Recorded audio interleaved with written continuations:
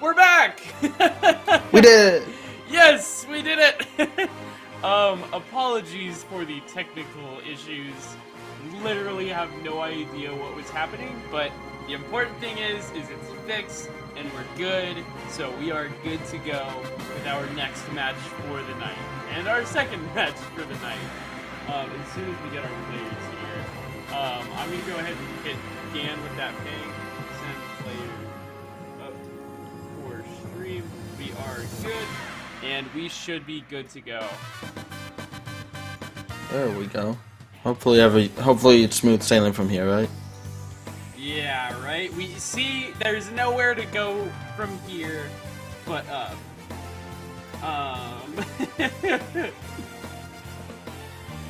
Okay. Let's go Curbster. I love Curbster so much. Yeah, shout out to Curbster. Curbster is the warm-up? Okay, Curbster obviously plays PT, the warm-up, one of the best. I feel lied to about his name. Ban PS2? I know. Oh no, I meant Curbster, the Pokemon trainer. Oh, playing... That's not Kirby. Yeah. Well, we don't need it. We know it. Yeah, just start playing it, you know? Yeah. Pretty much. Okay, there it is. This is actually going to be kind of a difficult match for Curbster. The warm-up has been powering up like crazy recently, but I actually haven't seen Curbster play in a bit. And honestly, he's kind of putting up a fight so far. Okay, I like it. I like it. I like it. Yeah. That was kind of a funny little. Kind of what? Just a funny little air dodge. He like jumped up there, then wave landed down to try and bait something out and then punish it, but Curbster not giving him anything. Yeah, Curbster. I feel like Curbster is starting to get the down throw completed. Down throw into down special cycle. Not getting quite yet though.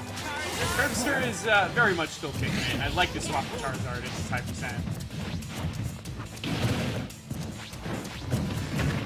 Yeah. Oh wow! Actually able to get that down tilt. The pivot grab. Looks for down throw nair. I'm not.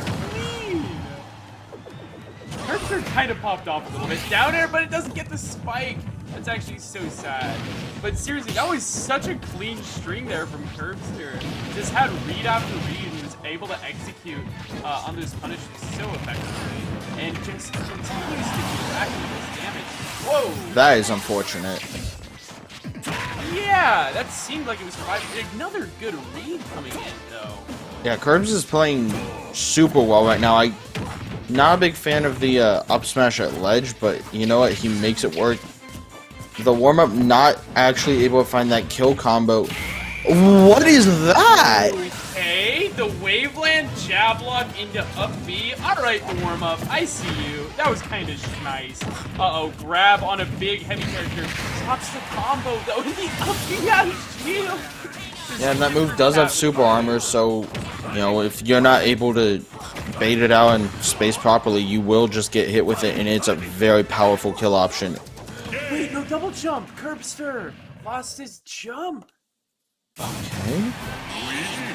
But that was... Alright. I don't really know what happened there. Like, the tether just decided not to grab. I don't know if it, like, hit the Luigi plunger or what happened, but that was interesting. I'm not entirely sure either. That was, I suppose we can attribute that to the warm-up just getting a good edge guard with the plunger, and because of that, like, Curbster must have just been just far enough away to where the tether will grab.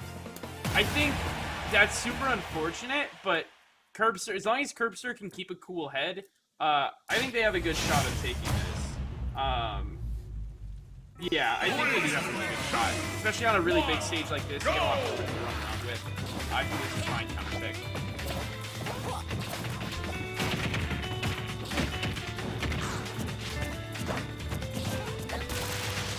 Curbster's movement is so clean.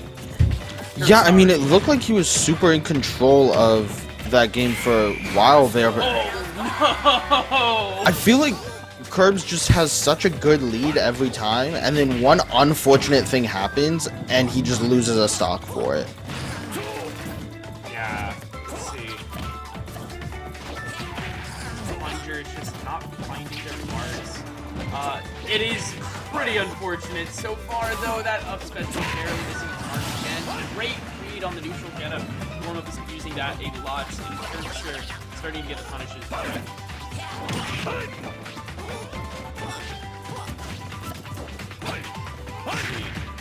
Back to a bit of neutral. This is still a very even game so far.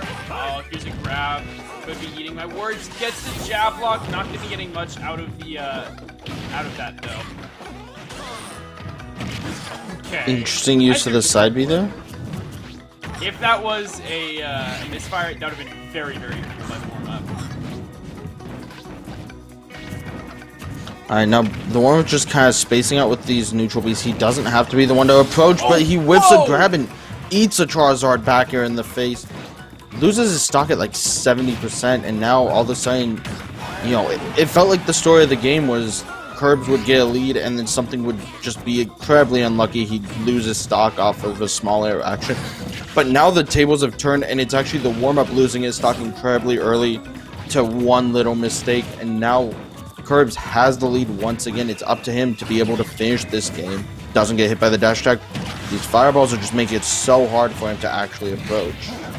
Yeah, seriously. 164% downer, but it's still not enough. I like that up smash there by the warm-up. Closed out Curbstar's second stock, but not out of it quite yet. They're a very talented player, and still got something in the kettle, but up B, shower spot, and now he's punished from Curbstar. Got the warm-up off stage. Okay. Hi, Curbstar. Respect. So clean. Yeah, just a really good edge guard, covering everything, not letting the warm-up get away with any green missiles. Straight up just getting a huge beefy down air on shield. Really, really good there by Curbstar. I'm gonna guess if I... what would Curbstar ban here? Maybe banning something like... I don't even know. I have no idea what a good stage would be for the warm-up here. I'm gonna guess probably just banning like FD and Kalos. Yeah, and we're probably just gonna be going somewhere like that. Smash is gonna be the counter pick for the warm-up. Just wants these small horizontal flat zones, and yeah, obviously you can get a lot of mileage out of getting stage or control of center stage as well. Yeah, I see the benefits for Smashville for Luigi. I feel like this stage he's either going to have a lead and it's going to be impossible to approach him, or he's going to get camped and he's not going to be able to find a way in to actually get the grab. The large center platform like that gives so much space to avoid playing around the grabs while also playing in his face somewhat, just so you can jump in to punish things. So the warm-up's going to have to be very careful with where he's throwing these grabs at, how he's positioning, because if Curbs just plays around this platform, I think it's going to be incredibly difficult for him. Yeah. So far, again, a pretty even game. Curbstar off stage nearly gets clipped by the plunger in the down air, but we're still pretty even. Curbstar was sticking with the Squirtle. I think that is their weakest Pokemon. So it is nice to see the swap back to a more familiar pick, actually. Oh, downer gets spiked. Tries for another one, but no dice. Okay, Curbs has to find a way out of the corner, but instead of that, he finds his way to the top of the blast zone, down throw into up B, going to get the warm-up a lead here, an 85%, but not the worst position for the warm-up. Yeah, and now actually the position starts getting a little bit better, just getting more and more damage. Curbstar really needs to find this stock, but up is not making it easy. Oh, spoke too soon. Okay, reversal there. Down air. Yeah, warm up, taking a second on the platform. Calm, cool, and collected like a cucumber.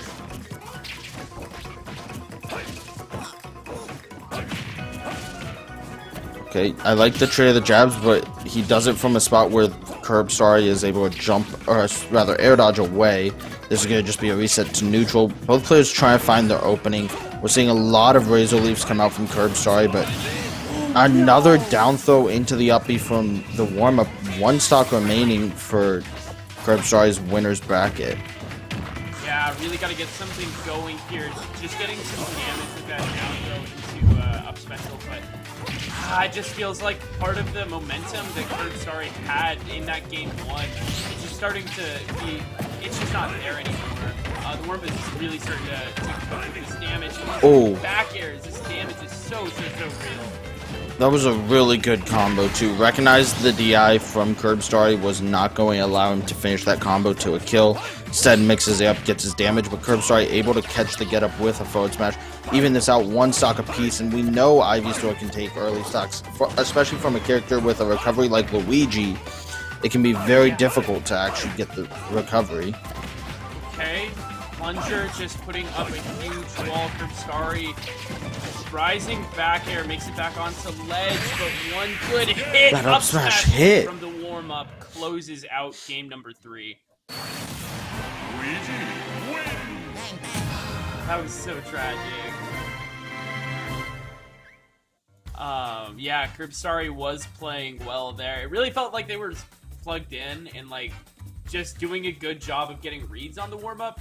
But at the end of the day, the warm-up was just able to keep that fire going. And was able to kind of just play more consistently throughout the set.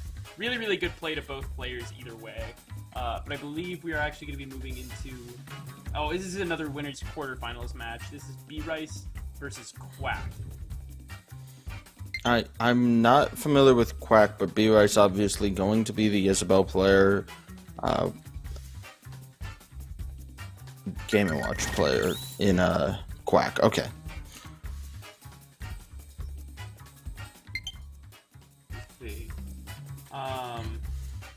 Yeah, Quack obviously used to play Duck Hunt.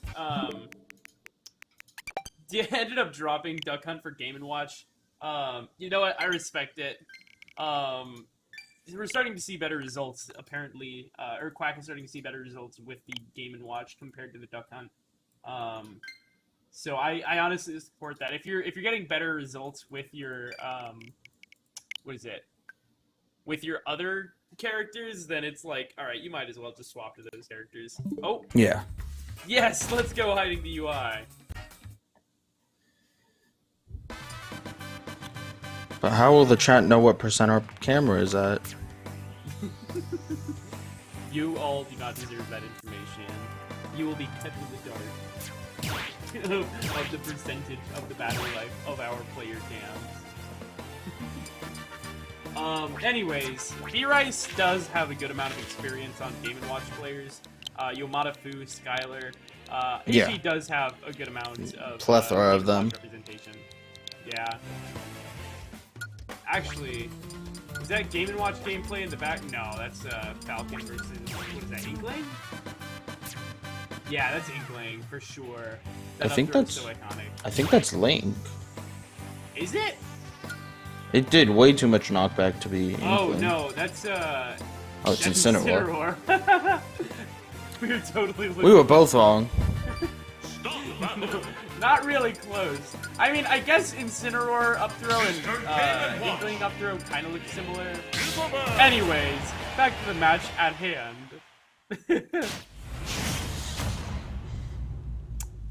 Yeah, we got B-Rice going up against Quack. Winner of this advances into winner's side top 8. Starting off on PS2, getting into it. Okay, and already B-Rice playing incredibly evasively here.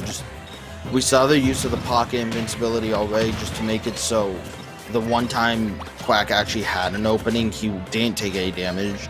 Instead, able to just reset, playing just the patience game. And we're seeing it again over and over. Every time Quack goes for these nairs, it's a pocket, gets B-Rice out of it, and instead gets a punish. Up smash into the up air. Now 68% after that back air, setting up the trap, but a good high recovery from Quack is going to get back onto stage around B-Rice's ledge trapping.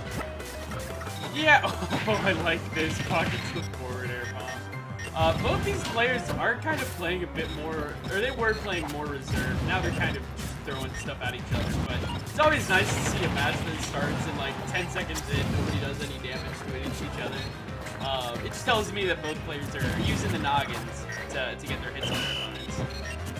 Oh, I like the empty hop into the up smash. Try to catch Quack jumping in. Game & Watch has a tendency to use aerials a lot of the game, most of his game plan trying to approach. But once again, we're resetting. Double parry. He tried to jab one, or I guess Isabel only has one jab, but jab into the pocketed bomb. It actually doesn't work out, but he's still able to get another hit afterwards. And now he has the gust of wind up air on deck. Side B up, though, is going to do it off the top. Yeah, I don't know if what direction that up air is going to go when B-Rice lets it out of the pocket. Either way, still got to make it back to the ledge, able to dance around these forward airs. And missed ledge trap there by Quack, but still committing to an option at a good time. Still really solid play. Okay, the up air goes up. I was very curious. Which sounds like a stupid thing to say, but you know. You know, it's Isabel. I'm never entirely sure how that character works. Well, and that was actually incredibly unlucky for Quack. Finds that downer, but fast falls it, so actually drags B-Rice down, doesn't get the last hit, and that's the one he needs to find the KO. Yeah, and that percentage just getting higher and higher for both these players. Obviously for B-Rice, it's working out just fine, though. Still sitting pretty at 156%. There it is! Okay, you know what? We saw him try for that on the first stock. It didn't work out, but that second time, that second time did it work out. Yeah, very much so. You can definitely see, like, B-Rice is familiar enough with the matchup to where, you know, you just know to go for stuff like jab into forward air, and that'll kill at 70. And now you're a full stock up, and Quack starting to lose out on a lot of this momentum. All right, sure. Why not have birthday party? 4 times in a row? Call that the birthday party combo. That's so funny. The Happy New Year's combo. You know, Smash has a less conventional happy birthday than most team fighters. Happy birthday, Smash is when Isabel uses F Smash 4 times in a row in neutral. Yeah, it's totally the same thing in, like, Marvel, right? It totally is. Totally the same. B-Rice taking game 1. Quack was playing solid. It's just kind of a matter of, like, B-Rice is playing really, really well, and just knows his matchup so well. That's one of the tricky things about playing, like, or one of the advantages you get by playing a low-tier character like Isabel. Well, not low-tier. I don't want to say that. But no, that character's bad, but B-Rice is nice. B-Rice is nice, and that is one thing that you get by playing like an off-meta character, is like, people just straight up don't know how to play against your character. Whereas if you're playing a character like Game & Watch, Mario, Lucina, people know how to play that character. But Isabel, there's not a ton of Isabels out there to get practice with, so you kind of always just have that level of matchup unfamiliarity. Okay. Northern Cave is going to be the counter pick. Isabel! Quack, opting to stick with the Game & Watch. Yeah, I think that's fine. The Game & Watch was doing perfectly alright during their game 1. It really just feels like Quack needs to, like, slow down, figure out these approach options a little bit better, because B-Rice is just really shutting Quack out. Up smash, up air. See, these are just things I don't know exist, and, you know, I'm supposed to be able to talk about it with you, but, I mean, are we supposed to expect Quack to know he's about to take 50% because he got close? I thought that was Game & Watch's job. Yeah, right? Like, seriously, an up smash comboing into itself? What can't that move do? It combos into itself, combos into up air. I take back what I said about Isabel being a bad character. B-Rice is clearly carry. B-Rice is obviously carry. Yeah, obviously. Insane. Well, actually, you know, we jest, but right now, Quack is kind of putting the work on. Isabel, B-Rice, 98%, very much, a very, very even game so far.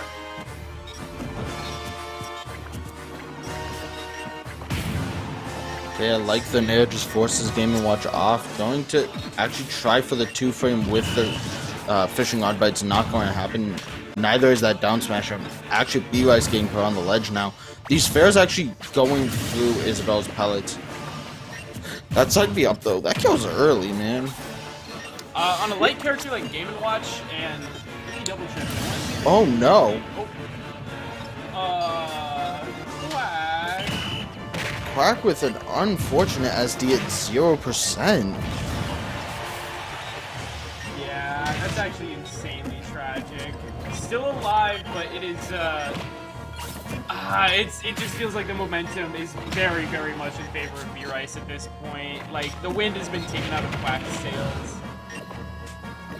Yeah, you, like, from a competitor standpoint, you're deflated at that point. Like, it just feels so bad to keep playing after that happens, especially when you're already down by so much. Like, if it's a close game and it happens, haha, whatever, you laugh it off and you keep playing, but that's discouraging. Yeah, especially against a player of the caliber of B-Rice. Like, B-Rice is such a good player. You need that stock. And that F-tilt going to be sealing the deal. B-Rice takes winner's quarters. I really hope Quack doesn't get discouraged by this, because honestly, like, Quack's Game & Watch was pretty sick. It literally just is like you're playing against B-Rice, and B-Rice is a very, very good player. B-Rice is PR for a reason.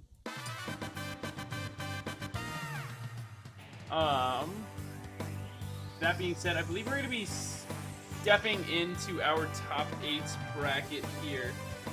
If I'm not mistaken, we should be getting Ulquios versus Bulbasaur. That's going to be our first winner's top 8 match. Yeah, there's Ulquios. Oh, shoot. Who does Ulquios play? Straight up can't remember.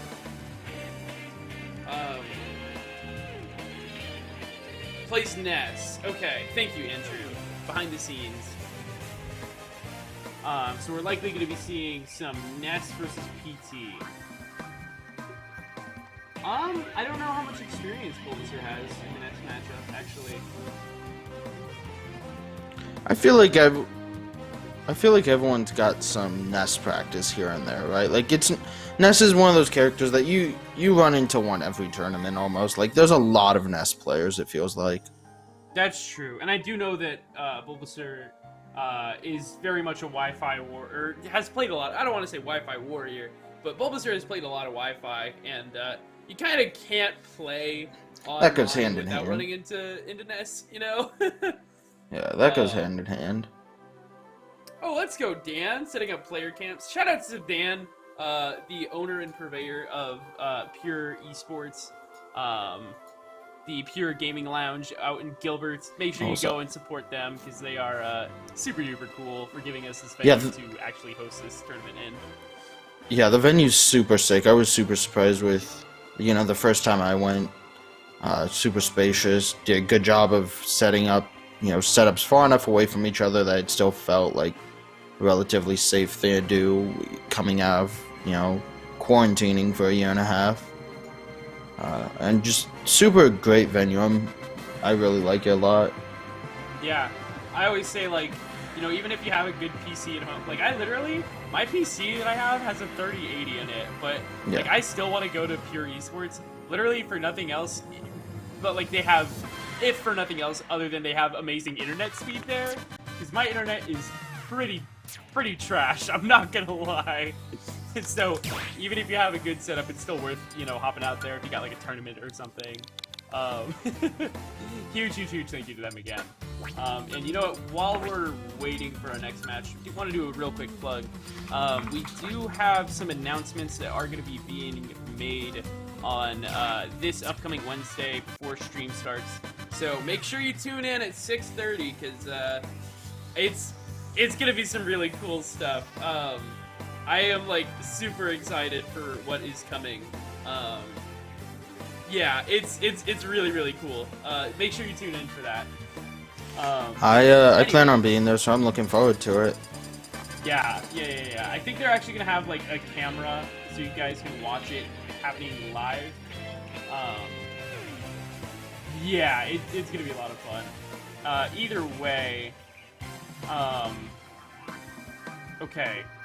Does Bulbasaur have a name in the Switch already? Probably. Anyways.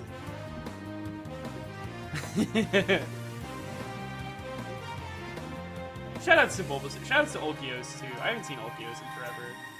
Shoot, I gotta get out to one of these tournaments one day. It's been so long since I've been to a Smash tournament.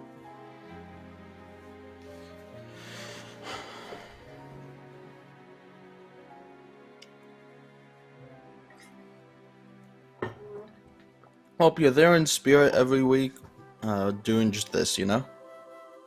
Yeah. It's close enough, right?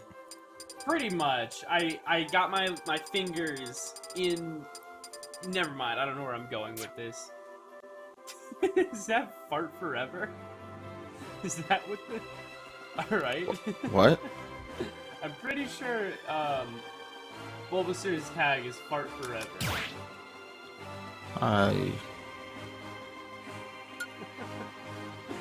If that's actually what it is, that's pretty legendary. That's a pretty funny tag. Ulquios? Okay, I was gonna be like, the Ulquios Incineroar? Yo?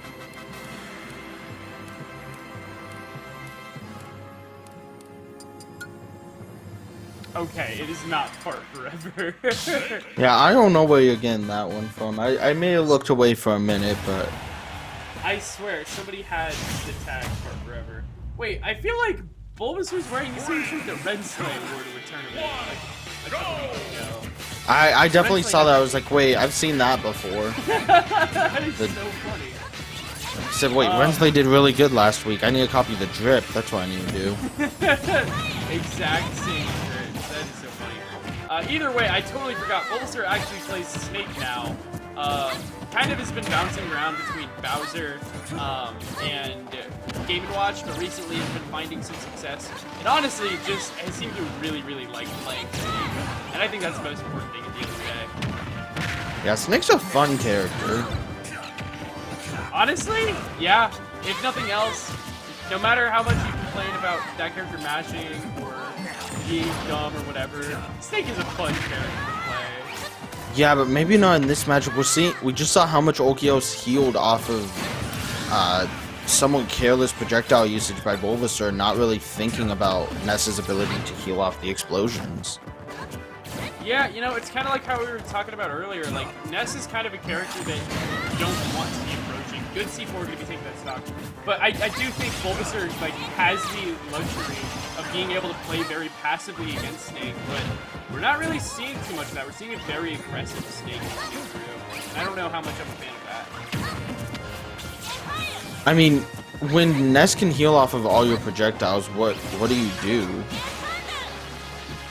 That's fair. I guess I would want to see, like, just kind of staying in that sweet spot zone between, like, able to space out your opponent with those projectiles, but still threatening with your basic attacks. It's a very thin line and very difficult to actively define. Bulbasaur is doing just fine, though. I don't know if just fine's the way I describe this right now. Down 2 stocks to 1, and that second stock of Ulquios is incredibly healthy. Yeah. I believe in Bulbasaur. I'm a Bulbasaur stan. God, Bulbasaur off stage, having to go really high. Ulquios not able to follow, but does get a little bit of a back air. Bulbasaur's still alive. Does get an edge guard opportunity here. That's interesting, just the way that the PSI magnet interacted with the Nikita missile there. Honestly, I have no idea what happened. Like, it looked like the active hitbox just kept triggering the Nikita missile so it wouldn't detonate because it has to reset after being hit. Where I think Ulquios just expected it to heal him. Yeah, either way, Ulquios takes advantage, gets the yo-yo, but it's not going to find its mark. Still 115% on Bulbasaur. Needs to get something going on this stock now. Otherwise, Ulquios is going to run away with this game one. Yeah, and that just looks painful. Like it it really just seems like a matchup where you're struggling and struggling and struggling to box with Ness, and then as soon as you decide to stop boxing with him, he heals up the work that you put in already. Yeah, it was actually so tragic.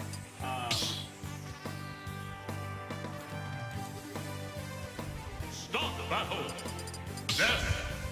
Either way, like that was I don't know how intentional like that Nikita side magnet interaction was, but like it worked out really well. I'm going to give Olkios the benefit of the doubt because I think Olkios is a smart enough player to like actively have that. Either way, it looked cool, it worked really well. Olkios up a game in a pretty convincing fashion, and looking to keep that momentum going for winners semifinals game number 2.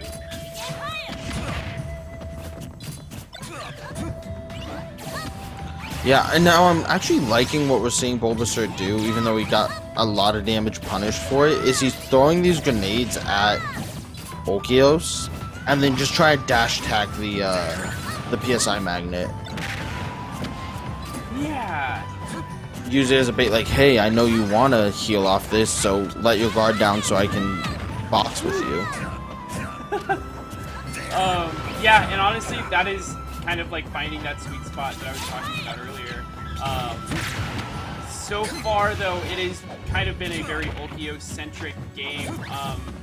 Yeah, just getting a good amount of damage onto Bulbasaur and not taking too much of a beating so far, only 71%.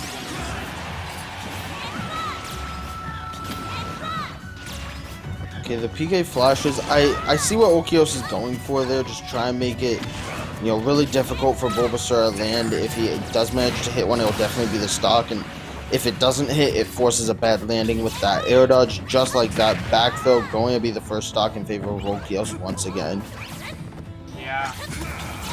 I am a fan of this Northern Cave counter pick, actually, just because you do get more... The side platforms are really useful for Olkios, excuse me, for Bulbasaur to be landing on. It just gives you another option when you're getting off the ledge. So Olkios has kind of been on fire with, like, ledge trapping and just juggling Bulbasaur around. Either way, PK Fire finds the mark of damage, just really starting to build on Bulbasaur's second stock. That was, what was that, 20%, 30%? Something like that? Yeah. That's just, like, what, honestly, you mentioned that Bulbasaur dabbles in other characters, and I'd like to see it in Game 3. Because this is a best of 5, so either way we're getting a Game 3. And I'm really not liking the Snake versus Ness right now. I would love to see Bulbasaur's Game & Watch come out. I absolutely agree. It just feels like, okay, good C4. But that's just not, like, reliable enough of a KO option. Olkios just has been kind of dominating the match so far. Wow, that's a lot of armor. Yeah, continuing to dominate up air, taking that second stock as well. It's starting to look really, really scary here for Bulbasaur. Yeah, I mean, honestly, I kind of wasn't paying close enough attention. I thought that was his last stock, which is why I was talking about how rough it was going. But that game, this game isn't actually as far gone as I thought it was initially.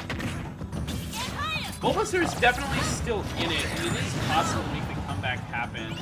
But there's just so much momentum in the favor of Olkios. I do like that Bulbasaur is starting to really slow down, kind of take it easy. Yeah, because again, you are Snake. You do kind of control the pacing of the match in this matchup.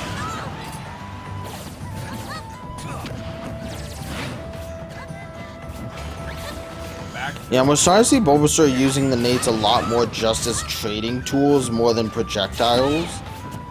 Almost like a duck hunt as well, where he's just throwing out the grenade right before he gets hit so he can trade and get more damage onto Olkios, but he's not just throwing them raw at Olkios.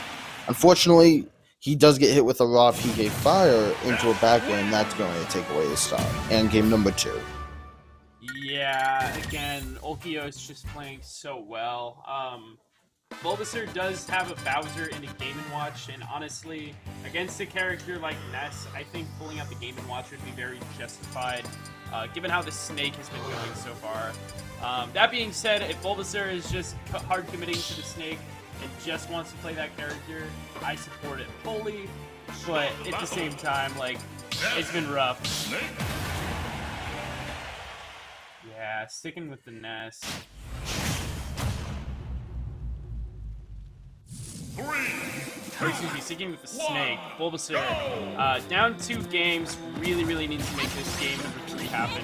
Because Olkios has been running away with this winner's semifinal set so far.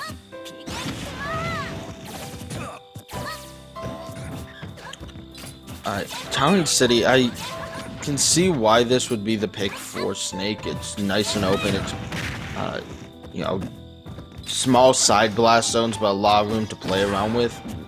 The thing that I'm worried about is, again, it felt like he was giving us too much space. Yeah, I agree. Like, Bulbasaur was doing a good job of, like, putting up a wall, but at the same time, just not doing a good enough job of, you know, getting... Oh, no! That's so unfortunate. Yeah, you lose those trades every time. Oh, that's actually so tragic. Yeah, Bulbasaur losing the first stock in a heartbreaking manner. Olkios just a solid stock lead right now. Okay, but you know what? Great use of the C4 there. A bit of an aggressive option from Olkios going for that PK Thunder, and it gets him caught with a, you know, hasn't even landed yet C4. Yeah,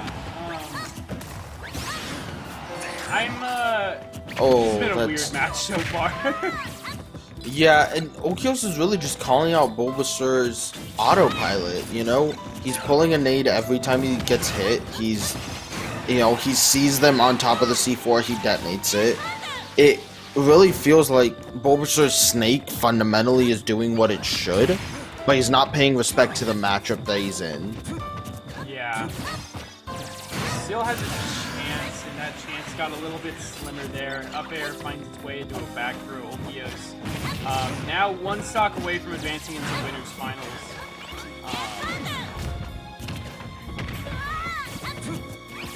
Yeah, this is looking very grim at this point. The damage just keeps on racking up here, and funnily enough, the damage just gets lower and lower for Olkios.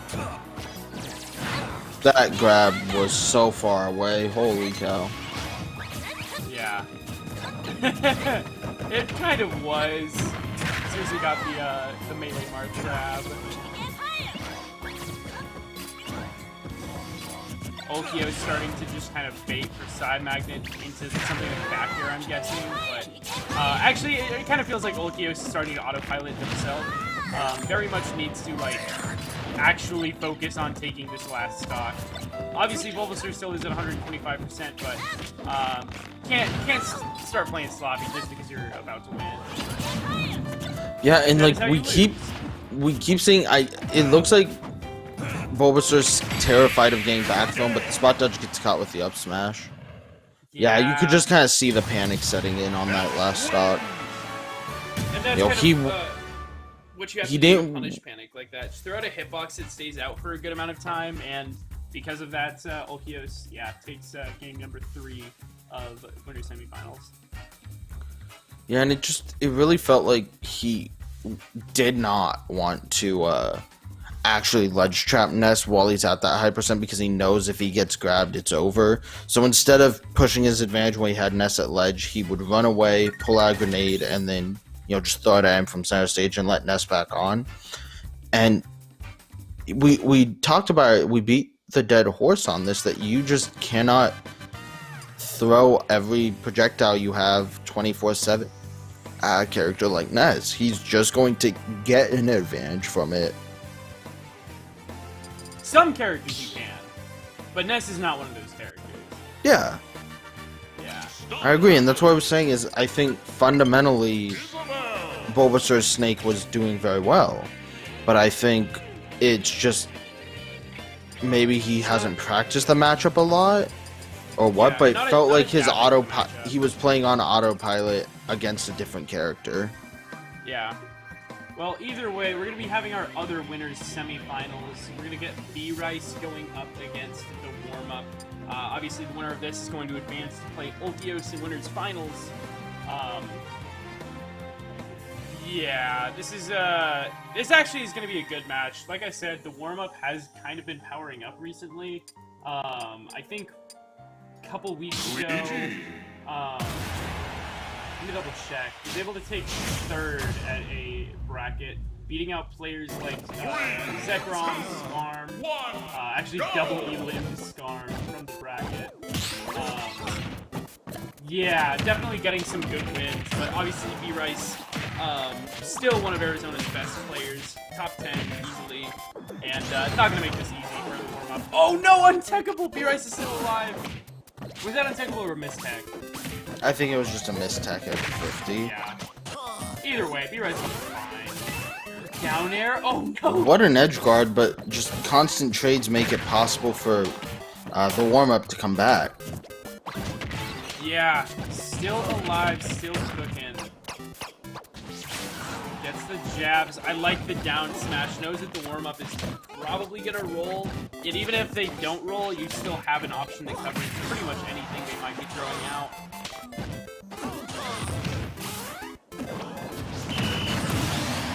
Okay. I like that. Lloyd Rocket to cover get-up attack, neutral get-up, and kind of jump up smash to cover the roll, and B-Rice taking a very solid first stock off the ledge trapping there.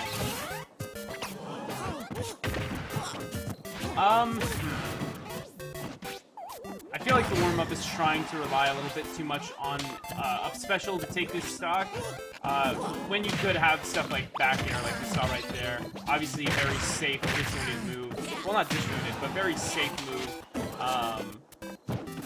That isn't quite as committal. Back throw will also do the trick.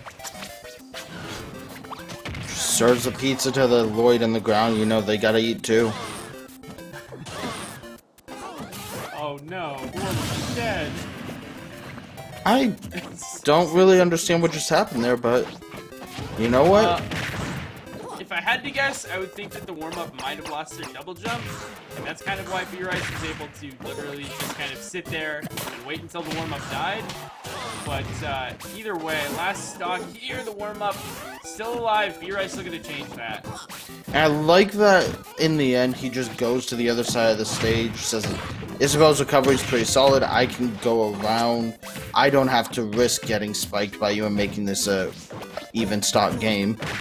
Instead, just go reset, and once again, B-Rice finds himself in the advantage. Tries to call out the air dodge with the double jump nair a little too high, but that is definitely going to do it. Oh wait, no, still has his double jump. I absolutely thought the warm-up lost it. I did too. It literally felt like that Mewtwo King clip of like, oh no, my double jump is still there. 125% on the warm-up though, and throw. Yeah.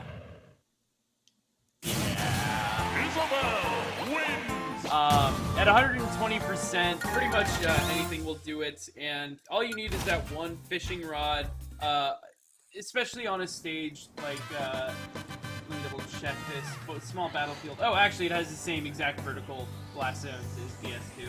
Well, it would have killed pretty much no matter where we were.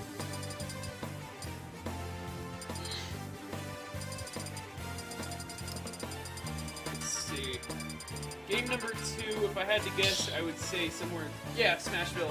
This is actually, this seems to be one of the warm-up's favorite counter picks. We saw the warm-up counter picking here earlier, when they were playing against Curb Starry, so, very logical to be running it here against B-Rice. Game number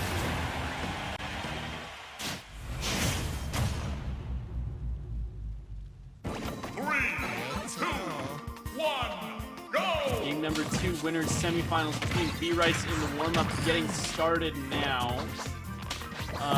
Obviously B-Rice coming off strong off that game 1, but good grab, not going to get the back air that they want. Warm-up does get a nice 60% on B-Rice there though.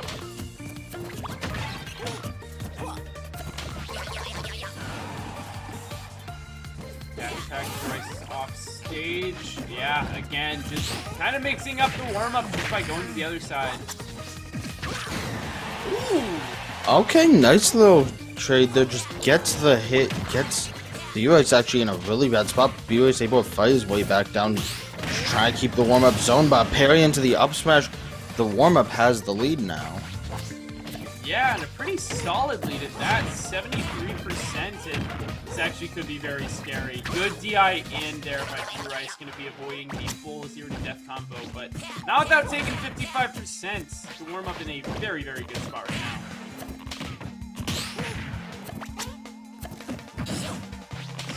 Ledge trapping opportunity for B-Rice with the Rising Bear.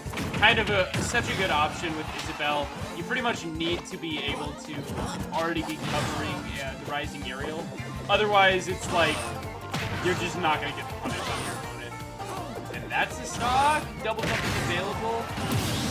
Okay, yeah, barely actually kills off the side with the down air. Yeah, but and you know actually, what? Barely still enough. Because the warm-up was actually charging the green missile after getting knocked off to the left side there. If the warm-up had like just straight up air dodged or something, they probably would have lived. But yeah, because they charged that side, they ended up dying because of it. Okay, let's go Spaghetti. Neutral get up Cyclone, not going to do it. I like the use of the Lloyd Rocket there from B-Rice. Just says, you know what? I'm going to land over here. Do not walk over here. I have a wall blocking it. It's kind of like when, you know, you were play fighting on the playground in, like, 4th grade and you go, no, I have a barrier. Force field. And then you draw a line, like in the, yeah, the wood chips. Exactly. I can't be touched here. I'm safe. Yeah. And you know what? Everybody respected it. Except for that one jerk that didn't. There was always that one kid. That's not fair. I have an anti-barrier gun. I have an anti-barrier. Oh my god. It's like, well, I dodged your bullets. Oh god. Yeah, exactly. But I dodged it. You missed. No, I didn't. Yes, you did. But not missing are these bears from B-Rice, just taking the warm-up across Smashville here. Puts him on the ledge with 45% and not letting any sort of retaliation. Yeah, that's the anti-barrier gun. Is Isabelle fair? Absolutely. Still 0% racked up. Yeah, and this is all actually a comeback. The warm-up was very largely charged the first 2 stocks, but B-Rice with the sweet spot back air closes out game number 2 with the GP2. Yeah.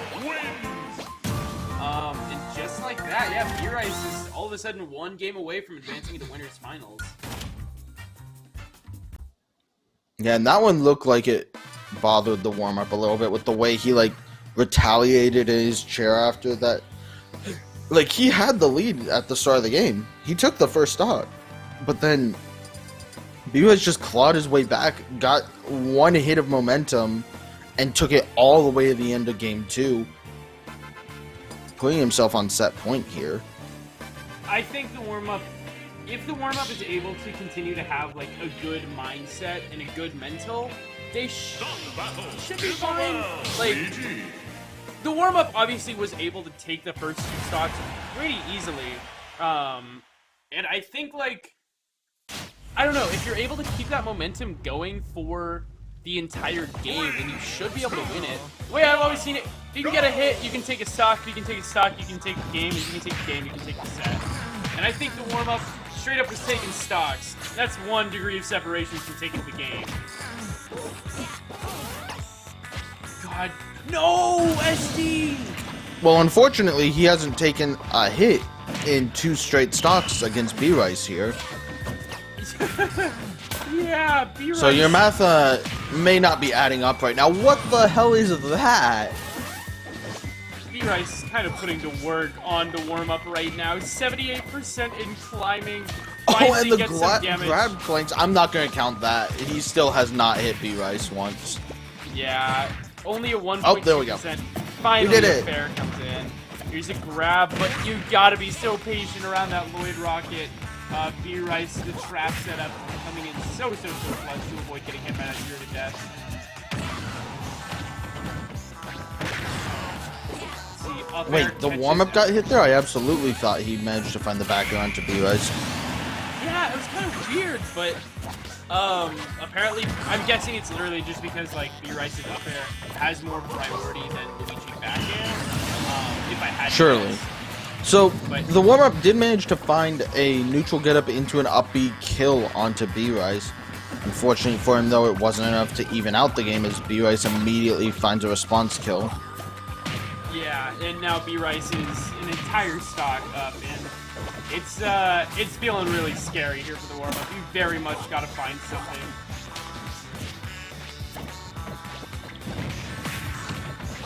Let's see. Yeah, Lloyd Rocket into the up air, just more and more damage getting racked up. Let's see. Air dodge, and that'll be it. B-Rice finds the down air to close out winners semifinals. He's going to be advancing into winners finals against Tokyo. Yeah. Yeah, that's just really tough. Wait, B-Rice, stay there. You're going to play again. Sorry, continue. No, I mean, I was just going to say, it felt like when B-Rice was just playing around the grab, and I mentioned it earlier, where when he takes you a Smash film, if he can't get a lead and you just platform camp, he starts to really struggle with finding an opening, you know, using the neutral B or fairs or things like that to poke out your shield on these platforms. It kind of just feels like he's waiting for you to get bored and jump down there and fight him again. Yeah, and it very much is, like, so important that you are actively participating in neutral beyond, like, just waiting for your opponent to be running at you. Because if you're playing against a character like Isabelle, it's not very likely that they're going to be running at you and rushing into these engagements. I would really want to see, like, yeah, the warm-up just needs to be playing more patiently, but playing more patiently to be, with approaching and stuff. Either way, yeah, the warm-up's still in. Gonna be playing Zen in losers quarterfinals. Zen, low-key, kind of got robbed tonight. Seeded 17th, had to play against B-Rice round 2. Either way, for our winners finals match, we have B-Rice going up against Olkios. Starting out on PS2, getting right into game 1.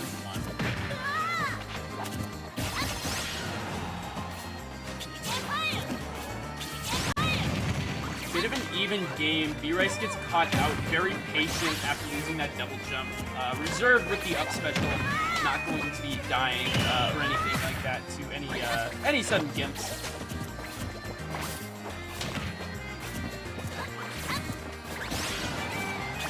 Back air sends B-Rice off stage. This is still a very even game. In fact, Olkios does still have a slight advantage, but it very much feels like both these players are still feeling each other out. Peeking Fire going to be pocketed here by B-Rice. Neutral getup recognizes that Olkios is facing away from the ledge. Not where you should be looking. I like the little dance with the fishing rod there, like, oh, I'll cut you $1. Yeah, pretty much. And then Olkios' shield B-Rice kind of just like waiting.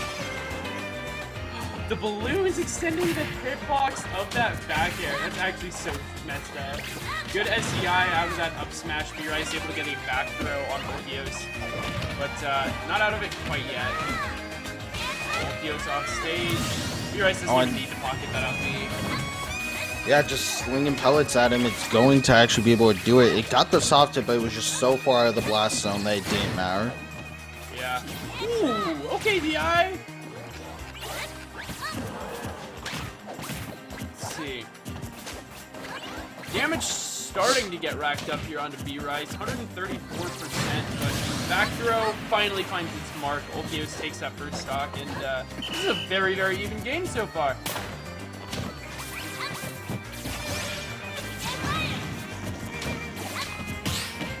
Really well-spaced dash attack there. Olkios manages to find a hit, but B-Rice, you know, it feels like B-Rice's hits tend to be more influential than Olkios. Ulquios has been able to get like really solid, single hits, but not able to get a ton of conversions off of that. Whereas B-Rice, anytime you see like a forward air, you're able to see a dash attack or jab, down smash, stuff like that.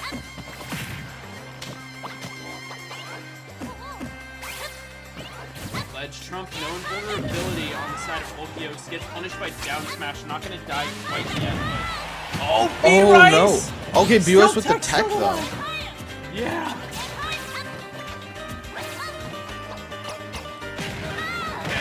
Jabs, up tilt into the upper, actually almost killing. Ulquios though not giving up, has B-Rice off stage. Are we gonna see an edge guard? He actually goes for it. The backer actually extending its hitbox off of the balloons. Great low read from B-Rice, keeps it 0-0, one stock apiece though.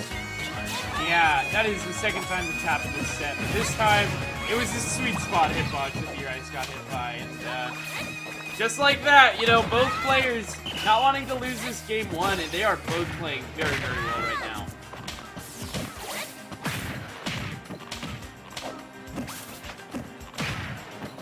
B-Rice starting to get a bit of a lead here. 40% differential in his favor.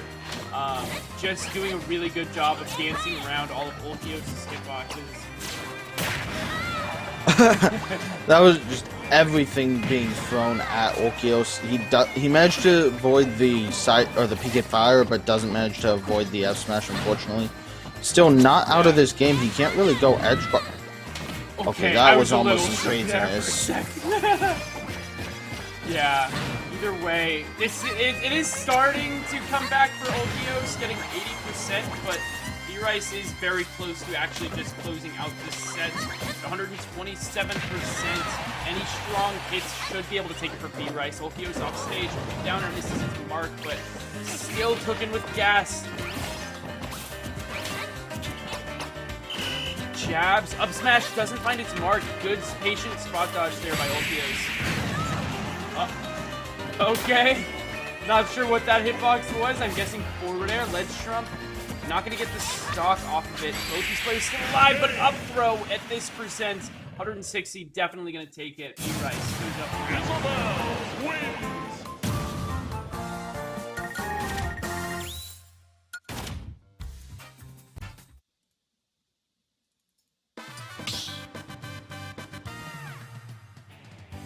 Yeah, B-Rice just really felt like B-Rice was the one in control of that last stock there.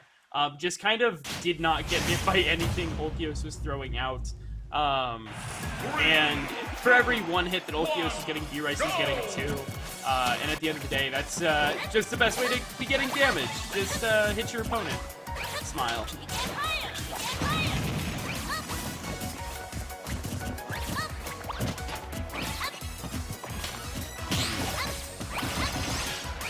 Okay, I'm liking this. I'm starting to see Ulquios playing a little bit more patiently, waiting for B-Rice to keep approaching with unsafe options, like poorly spaced forward airs or something like that. And Ness actually does have tools that can deal with those. We saw Nair out of shield there. We're seeing some side magnum as well. I really like that from Ulquios. Yeah, Ulquios off to a great start here. It's still 0%, not giving B-Rice anything. This ledge trap is terrifying. Actually leads a jump out of those down tilts. Not find it though, and it gives B-Rice a chance to respond. Only finds one hit, but he whips an up smash, and that could be something. Yeah. Right now, B-Rice very much in the passenger seat. Finally gets some damage going here, but already 160% Ulquios. Doing such a good job of playing patient and playing around B-Rice. Dash attack, yeah. Just unsafe spacing there. Ulquios able to take full advantage of that. Back throw taking the stock there.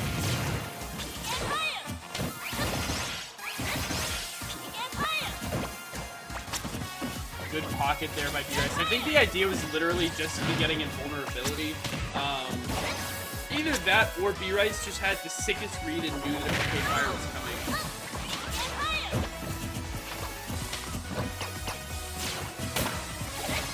Wow, Ulquios is so good at spot dodging those. Just straight up Feels like Ulquios knows when B-Rice is about to stop jabbing to go for something else. That one's a little bit trickier to react to, but either way, point stands.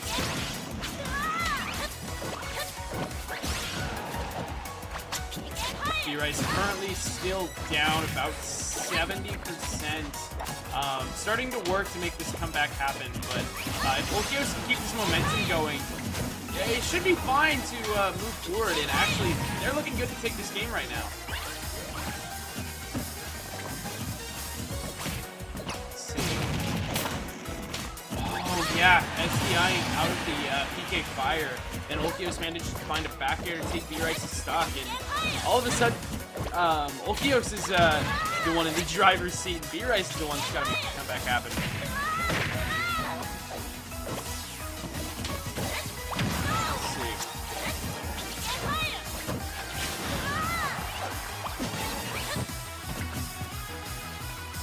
Oh, this is so scary. Literally just waiting underneath the platform. Okay, B-Rice got to make it onto the stage. Okay. Yeah, B-Rice just very much can't seem to find anything to get something started. Does nearly get the fishing rod out of the up tilt, but again, just need to find something.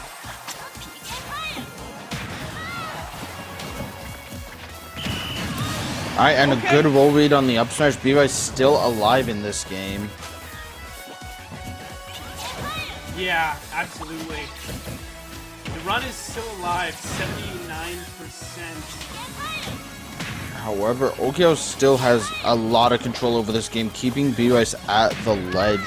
If he's able to keep this up, this should be game number 2 going in his favor. 114% onto B-Rice already, but a fair from ledge, rather aggressive option. Looks for the roll in with the up smash, does not find it.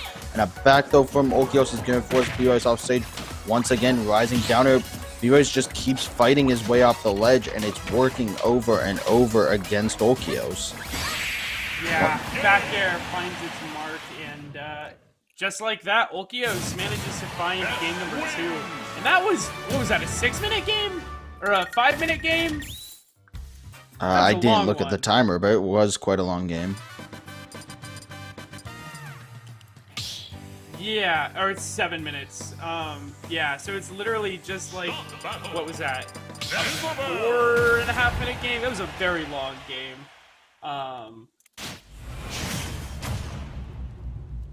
Yeah, just really, really good there. Ulquios managing to really slow it down. And because of that, yeah, game number 3. This is going to be B-Rice's counter pick, going over to small battlefield. Wants to get a little bit smaller blast zones on the sides. Not to mention, just a very, very small stage overall.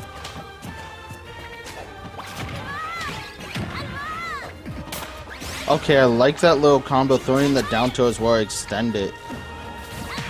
Once again, though, B-Rice on the ledge, fights his way up yet again with the fair. Catches the jump with the forward smash. Yeah, great stock there from B-Rice. Caught Ulquios going a little bit too far above the ledge, and because of that, yeah, B-Rice, yeah, all of a sudden just a stock up and looking real nice right now.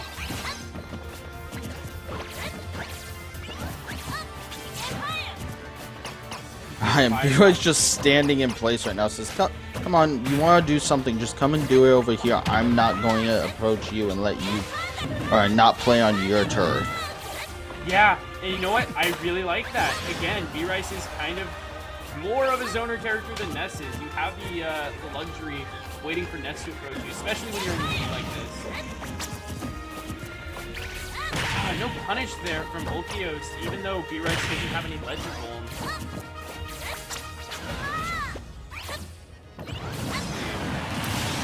Ooh, whoa! Rising up air manages to find B-Rice, and I don't know if that was bad DI. Oh, stage spike. Ulquios is dead! Both these players just dying to preventable causes, it feels like. I mean, this game's certainly going at a faster pace than the last one, it feels like. Yeah. And I'm going to attribute that to the smaller stage.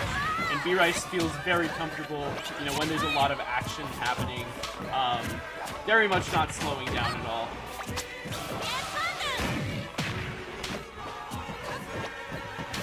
Let's see. F-Smash finds its mark. Ulquios off stage. Percent starting to get really, really brutal here. Just a full stock lead for B-Rice. Yeah, already lapping Ulquios in percent here. B-Rice feels like he has a lot more control over this than he did on game 2. Jab, jab, reverse up tilt into the up air, almost killing, not quite though, giving Ulquios one last chance here. Great down throw, just trying to find any sort of damage to put onto B-Rice right now, but B-Rice is just not having it. Stage spike, but a good tech by Ulquios keeps him alive. Back here, you know what, he's not out of the game just yet. B-Rice on his last stock once again, but this is not a good percentage to be at if you're Ulquios here. 139%. How do you get off the ledge? Waits patiently for B-Rice to commit something, rolls through it. Great play. I actually like that a lot. Yeah, notice that B-Rice tends to let Lloyd Rocket go a little bit early if Ulquios is just hanging out on the ledge. And oh no. Got slipping, just, you know, B-Rice throws it out. He hadn't thrown it out recently, kind of not in the front of Ulquios' mind. Yeah, and it kind of needs to be. Like, Fishing Rod, once you get past 120%, or even 110% if your opponent has Rage, like, literally just becomes this harrowing kill move. B-Rice taking it and using it. Going up 2-1 for our winners finals match, and 1 game away from advancing to grand finals. 3, 2, 1, go! Regular Battlefield going to be the counter pick here for Ulquios. What do you think the logic is for this counter pick? I'm not entirely sure. I don't know Isabel well enough to say, you know, for sure what, or Ness for that matter, what stage I would or wouldn't pick. That said, I think that, you know, it's probably not going to be a bad pick. I don't know necessarily if the stage is the issue. We're seeing a lot of times where B-Rice is just playing under these platforms and anti-airing, so you can't jump in on Isabel from there. You have to just approach her normally, and that's clearly not worked out for Ulquios. We've mentioned throughout the night that Ness doesn't have good just run up and approach options. You know, he wants to jump in on you, or he wants you to approach him, and B-Rice is negating all of that. Yeah, and I will also throw out there, I do know that this is a stage that B-Rice really likes counterpicking too as well. Feels really weird. Obviously, you get a lot of mileage out of just using Void Rocket. You can cover platforms. It feels really weird for Ulquios to be counterpicking here, but so far it actually has been working out. This is still an even game. B-Rice, both these players at 105-ish%. B-Rice one advantage right now, though.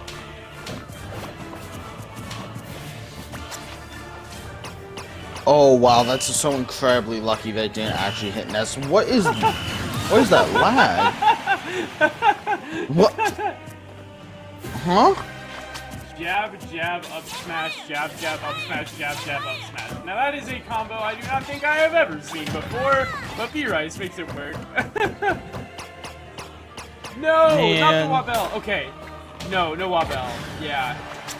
Because B-Rice had hit the jab on shield, he didn't quite get the Isabel infinite, but it was very, very close. Oh no! That up throw almost killed off the top there at 90. Yeah, good spot dodge as well from Ulquios. No, B-Rice! Just B-Rice so is close fine. to getting that down air. Yeah, I was more worried for Ulquios there. This is starting to really spiral out of Ulquios' control. Gets hit with the fishing rod, but it's a little stale at this point. Not quite the kill. At least that's my best guess. At any rate, forward air is not stale.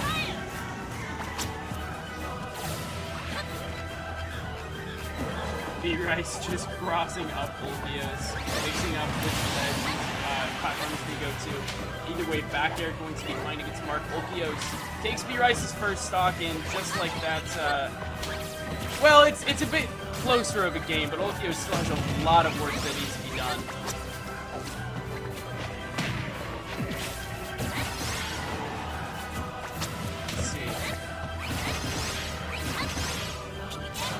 Okay, manages to get some damage, but I feel like you can almost, it's like clockwork, fair into aerial PK fire to try and catch you, and B-Rice knows that. He's gonna throw out the pocket, hold some fire on his own, got the mixtape in the pocket, right hand out outside the grocery store. Yeah, it is just a moment of when to pitch it is the big thing. We'll have to see. 88% so far, starting to get some damage built up onto Olkios, but nothing super concrete coming through yet. Olkios doing a good job of adding on the damage for B-Rice's second stock here. Okay, just these multi-hits not panning out. We actually saw B-Rice try and throw jab into the PK fire. It got interrupted though, so out of the pocket, out of mind. The microspacing, this is the one battle! Literally walks forward a couple of pixels in order to secure this. B-Rice is such a good player. Olkios finally falls off, but... Okay, that was a little scary. Oh no! What BSD! just happened? Potato, can you explain what just happened to me? Because I am lost. So, if you don't know, the Wabelle, Isabelle actually has an infinite that she can hit on literally every character except, like, ice climbers. It happens when your opponent is on the edge of the stage or on the edge of any platform. There's a perfect spacing that you can get to where, for whatever reason, Isabelle just doesn't get pushed back by jabbing, and so if you literally just jab at the right tempo, you're able to get a pseudo-infinite on your opponent, and so we saw B-Rice literally take Olkios from like 40% to 80%, literally just off of jab, and after that, it kind of felt like that was the nail in the coffin. Olkios just didn't have enough gas in the tank to make the comeback after that, and because of that, B-Rice is going to be advancing into winner's side of Grand Finals. Yeah, I mean, it feels the worst because of how long it takes. Jab does like 2%, so you just gotta sit there and hold it. Like, just saying that. Yeah. Nope, but still going? Much. Okay. It really is. It can be super heartbreaking. Especially for your last stock. Yeah, right? Like, literally, that's how Winners Finals ends. Either way, B-Rice advancing into winner's side of Grand Finals. Olkios is going to be sitting in Losers Finals.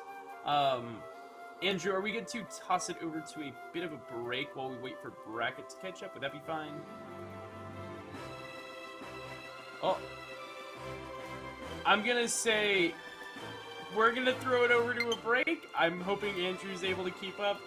I at least just need to go grab some water real quick, but we should be back here in just a minute. I hope Andrew is behind the scenes. Yeah, so we will be right back. Oh, unless our match is here.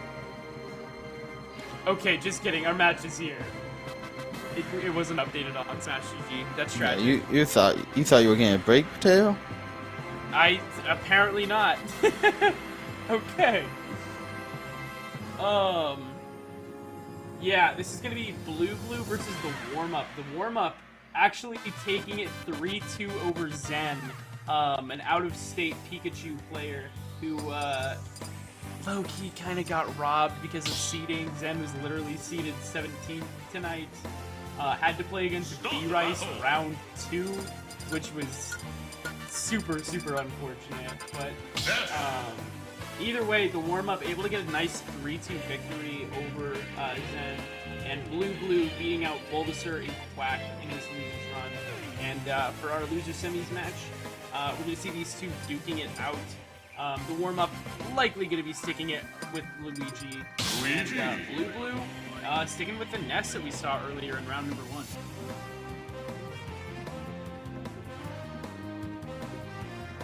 Okay. If I had to guess, I would think that we're starting on small battlefield. I just have a gut feeling. You know? What do you know?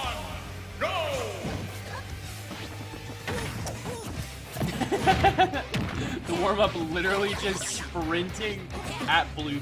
Able to get a good amount of damage, actually. 43% after a bit of a string.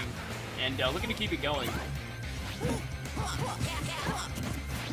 Yeah, Blue actually You know, we saw him, I think he lost his first match on stream today, yeah, and then has managed to run it all the way back into top 4 of this bracket. Yeah, been making quite the loser's run, and one more match will be securing at least second place, but the warm-up, obviously, you know, trying to not let that happen. Oh, wow. Yeah, alright, up smash out of shield. I mean, it's a Luigi. It's one of the Mario characters. You can't press a button on the shield, especially from above them, or you die early. Yeah. The warm-up doing a really good job calling out that rising up air. Just kind of not quite as safe of an aerial as Blue was thinking it was. Or at least it just did not quite pan out there. And the warm-up just going into these strings right now. Getting a lot of damage on Blue's second stock and looking to keep it going. Wow, actually, Blue falling out of the Cyclone there. What a trade, and it's actually, it looked so bad for the warm-up, but it worked out in his favor. Blue thinking he would have to tech, buffers an air dodge, and loses his stock to his own mistake there. What should have been a even stock game is once again in favor of the warm-up, and honestly, the mix-up going for back air into up B, because that's a thing Luigi has. Yeah, I'm guessing that was more just didn't have the confidence in the 0 to death combo there. It just went for like a shortened version of it, just getting the damage. Or I might totally be wrong. Either way, just not getting the 0 to death. Blue's still kicking, but with 132%, yeah, back air's going to be taking it there for the warm-ups game number 1.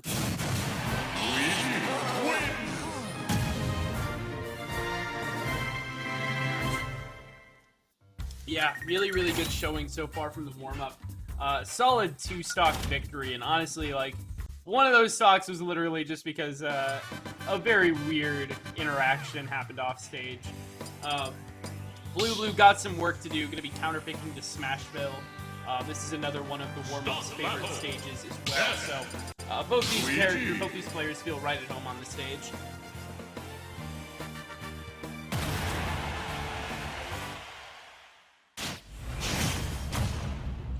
Okay. Alright, getting back into this one. 2, 1, go! So now, you mentioned Smashville as a counter pick, not inherently bad for Ness, but this is the warm-up's go-to counter pick. I assume that Blue maybe just didn't know that about him, or he's feeling incredibly confident on it either way. But so far, it's looking like the former. The warm-up are a quick 88%, 97% now. And just keeping the pressure on, finally gets hit once, but Blue can't actually make anything happen here. Yeah, the pressure is just so real with stuff like back air, down air, trying to contest Ness up B. I don't know about that one because Ness up B has a little bit more priority than down air, but you know what? Shoot, if it works, it works. At least I don't think you can beat out Ness up B with Luigi down air. I'm not sure. I guess no. I'm guessing maybe the second hitbox, but not the initial hitbox. Either way, very aggressive to go for that. Ends up paying off the warm-up. Takes out the warm-up, or excuse me, Blue's first shot. There's a grab, this could be bad. You know, we haven't really seen any 0 to deaths coming in from the warm-up tonight, right? Yeah, I was just thinking the same thing. It feels like he keeps getting the first rotation down, but he can't seem to get that second down air to connect. You know, the one that spikes, you end it with an up air into the up B. But instead it feels like he's getting, you know, the reset off of the first air, and then just can't find the second air. Yeah, and it's kind of weird because, like, as Luigi, that's something you need to have. That's your one job as Luigi, it feels like. Yeah, like, if you have nothing else, you at least need to have that. Oh, fireball!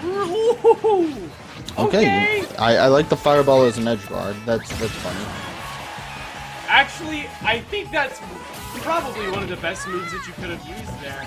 Maybe forward air, back air would have been better, but, like, fireball is just like weak enough of a hit where it's not going to be sending your opponent up. And after Ness loses a double jump, if you get hit by anything, you kind of just lump it.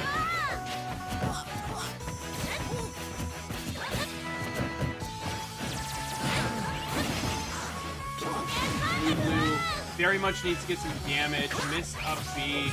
Not going to get too much of a punishment there by the warm-up, but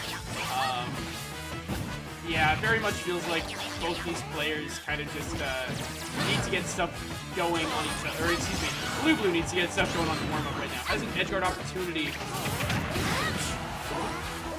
Okay. Smash the stock. The second one will do the trick, and Blue still alive and kicking.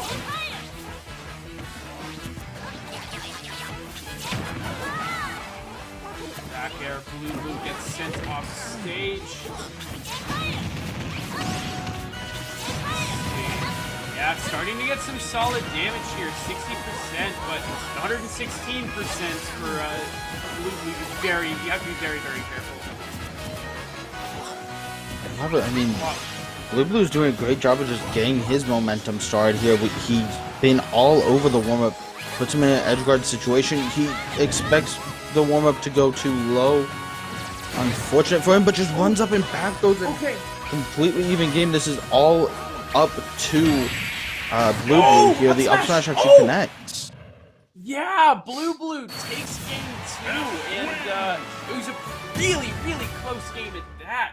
Blue just straight up making the comeback happen against the warm-up, and because of that, we're going to game 3 for this loser's finals set. Excuse me, loser's semifinal set. Yeah, just really, really good play there by Blue. Just not losing their cool at all and playing patiently enough against the warm-up to be able to take that game number 2. And shoot, are we going to battlefield trying to pick? Or a small battlefield, I'm guessing. Either way, yeah, we're going to be seeing the warm-up with the counter pick. Winner of this obviously gets counter pick advantage for the rest of these sets. Yeah, this is a very important game in any best of 5 series.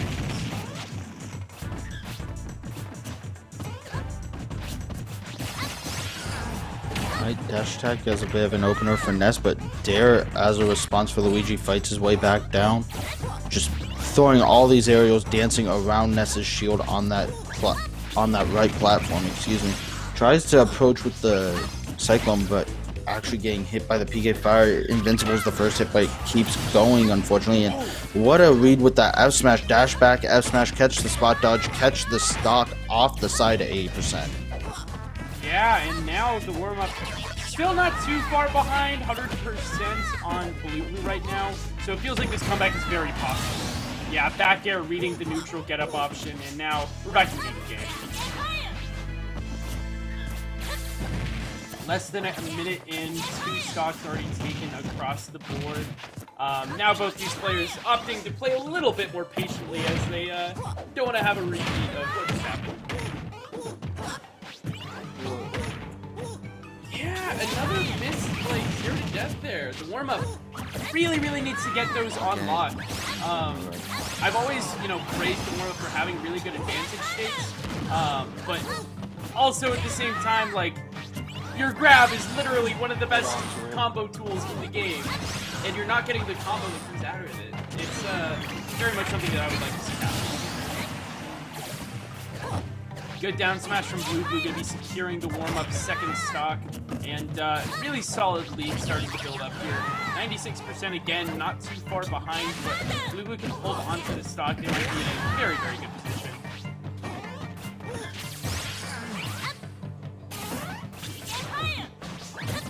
Just need to start getting some damage off, but up smash out of shield, baby. Gotta be so careful against those Mario characters, because if you throw out any unsafe moves on their shield, you will get punished for it. Yeah, I mean, once again, just a rather even game, but it really just comes down to, can the warm-up close these out? Because we've seen these close games that just slip away from him because the other player gets momentum going and he's not able to close it out.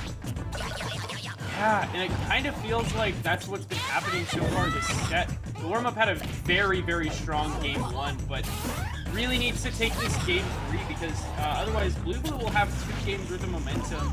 And yeah, the warm-up really has been struggling against opponents that do get that momentum rolling.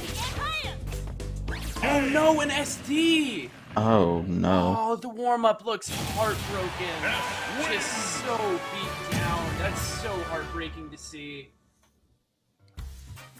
Oh, God.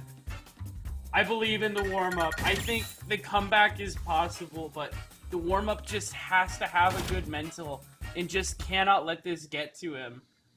He's down 2 games, but he does still have a game in his pocket. He's on the board.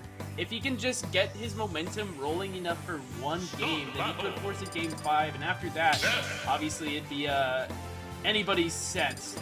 But yeah, the warm-up very much just needs to get his head back on its off its swivel, I guess, because Blue looks like they're starting to run away with this. 3, 2, 1, go!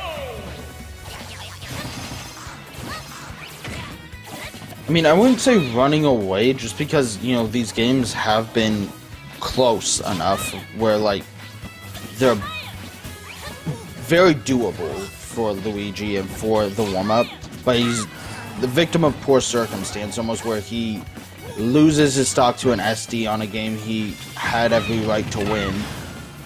Yeah. This one, however, it looks like it's just starting. It's built up too much for him. It looks like he's cracking under the pressure at this point after such a disheartening game 3. And Blue is really taking advantage of that. He's punishing all of these rolled ins in that air dodge in as well. Down smash, taking the first stock. Blue only 15%, and again, just has so much momentum working for them right now. Warm up kind of just needs to, again, you know, get the head back in the right spot, because this comeback is possible. You just need to have the right mentality for it.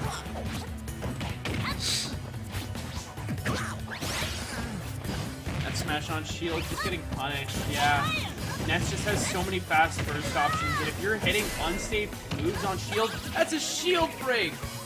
F smash gonna be the punish. That'll be another stock going over to Blue. Oh, the warm-up is heartbroken, just sitting back in his chair. Oh. Finally finds that first stock. Maybe that's all he needed to get his head back in the game. Oh, that rolling getting caught. This is looking rough. Yeah. Just the damage is really starting to build up here. Tornado, just everything, just not really getting enough damage on the board. Meanwhile, Blue just really starting to rack it up. 92% on the warm-up and only 60 on Blue. Very much feels like, unless the warm-up can get a really nice string going, this is Blue's game to win. Oh, great DI out of that nair, but air dodge gets caught with the up air, and that is it. Yeah, Blue takes a 3-1 victory over the warm-up. Just felt like everything conspired against the warm-up there, and just wasn't able to keep that mental state strong enough. Really well played to Blue. He's going to be advancing into losers finals to play against Ulpios. Yeah, really tragic.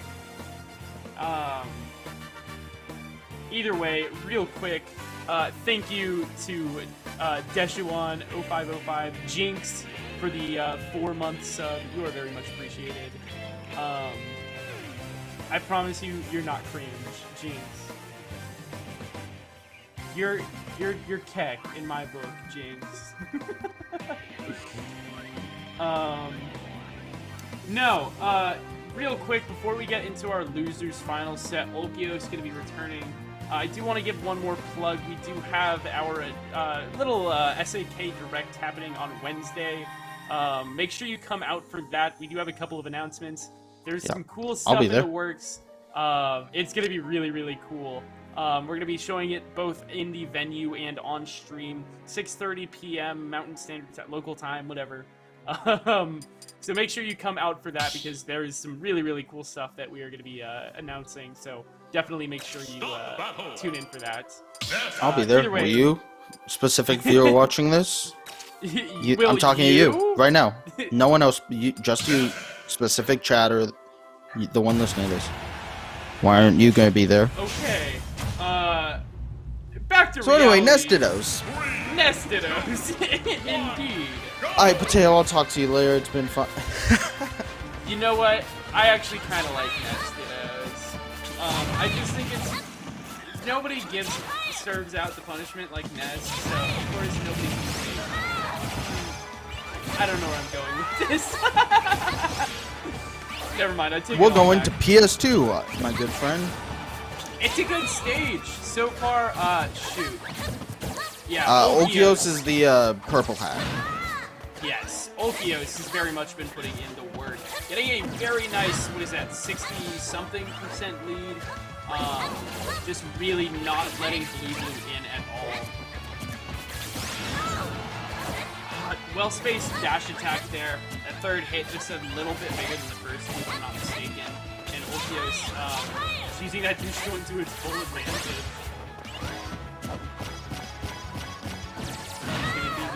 Forward throw attempt. I like that. Don't use your back throw unless you know it's gonna kill. Otherwise, you're just gonna scale it out a little bit. I like that use. Up smash damage is starting to build up. Blue making a bit of a comeback and a up tilt, nearly actually taking the stock there. Both these players such high percents. Any strong hit should be able to take it.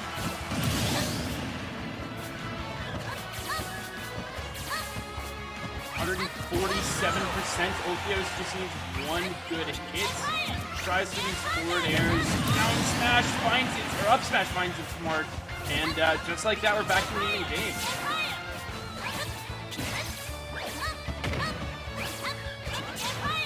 Back to a bit of neutral. Both of these players kind of just want to wait for the other to approach them. That is one fun thing about the Ditto, is you actually get to see what it looks like when Ness is rushing down their opponent. Because normally, Ness players,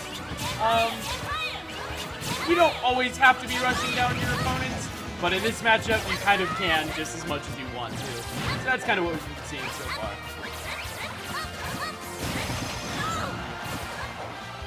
Now, I don't know about you, but I feel like we're watching them both fight a player 3 at some points. And they really don't seem to like him. Yeah, this Switch is actually haunted, and these are our Ghostbusters. Okios and Blue. Oh, Okay, great down smash there from Okios. It actually looked like I thought he'd be too late, but nonetheless, he is able to find it, get the stock, and get the lead. 121%, that's a back throw, and it's an even game, but it's not going to happen just yet. Side magnet into Bear, actually comboing there. Only 16% onto Blue, and gonna make it back on his own with one PK fire. yeah, still such an even game. Like, neither of these players are able to get a huge advantage over their opponent. They're not even able to, well, honestly, part of it is, like, they're not able to stay at advantage for long enough to get a huge, percent advantage over their opponent. Just because, like, it is such an even game. Both these players know how to DI and how to react to whatever their opponent's throwing out. It's kind of just difficult for them to get a footing onto their opponent here. Forward air, Blue off stage, no double jump, flashes with that Oh, that's PK incredibly thunder. unfortunate. What a great air dodge there from Blue. Tries for the dash back, but Ness's superior air mobility able to drift away from it. Honestly, though, a different character that probably hit. Yeah. Either way, percents are really starting to rack up for both these players. Back How did throw that at up smash ledge. miss? Nearly takes it. There's a ledge trapping opportunity. Up smash. Just gonna be sending Blue off stage. Another one. Gonna be sending Blue into the top blast. The worst part is, if you notice, Blue was frames from winning that game. He actually started to throw out a back air. the animation started, but unfortunately for him, the up smash was already on the way and connected. But if Okios was just slightly slower on the trigger there, that was Blue's game. Yeah, it really was so close. If Blue had just committed a little bit more, had gone a little bit higher over that up smash, that really could have gone differently. But either way, Blue, I hope they don't take that too personally because that was such a close game one. I don't think either of these players need to be too worried about the rest of the set because it is a very close match. So far, Okios having just as strong of a start as he did in his first match, adding a quick 52% on, and only now is Blue starting to get some damage in return. Yeah, very close so far still. Yeah, and you know, I feel like Blue can't be too hard on himself after losing that game one, and it's clearly showing like he's still able to put up a fight here.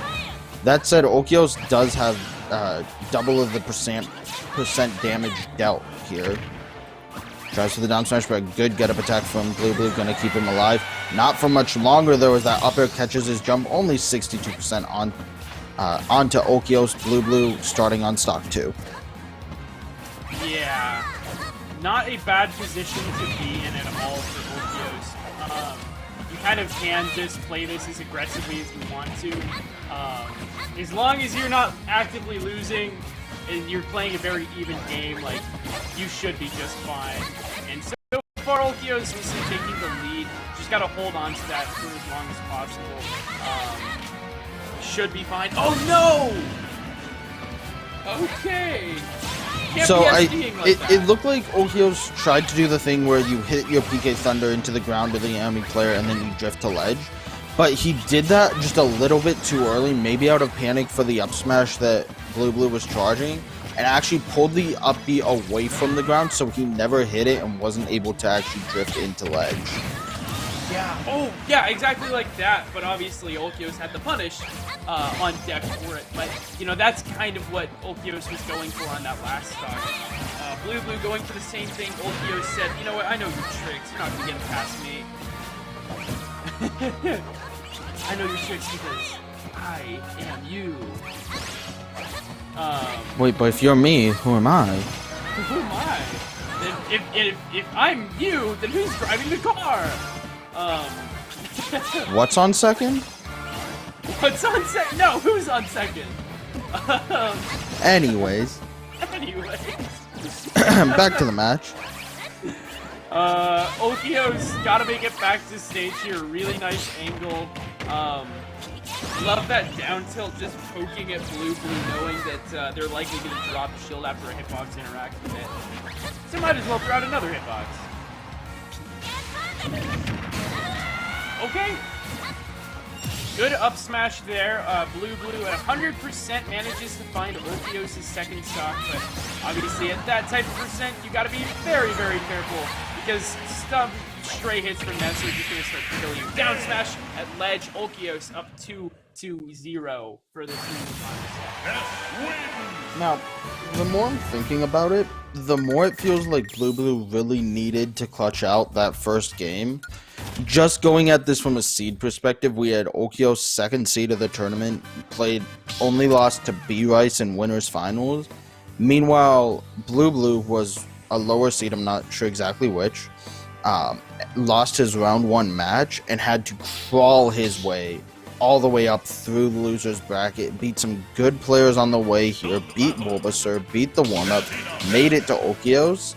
But when it comes down to it, and that game 1 is so close, but you can't close it out, you gotta just expect that the higher seeded player, being Okios here, is going to be the one that's more comfortable in these later matches, these best of 5s, and he's going to be able to adjust and make the games harder and harder for Blue as more games progress.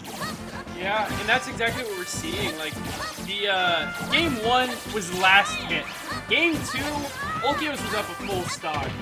Now, granted, this third game is a bit of a toss-up since, like, Ulquios has tended to be getting like really strong leads to start off with, but honestly, like on this current momentum, Ulquios is looking good to get a 3-0 victory over Blue Blue. The ball is very much in Blue Blue's court to find the answer and make the comeback happen. Ooh, I love that. Just a quick little nair, knowing that Blue Blue's not going to be there forever, and a back throw, just catching out Blue Blue's ledge option, and just like that, Ulquios only at 87%, taking the first stock of the game and getting a good amount of punishment on the Blue Blue's second stock. Ooh, just keeping the pressure up, following Blue Blue all over the stage and even off of it.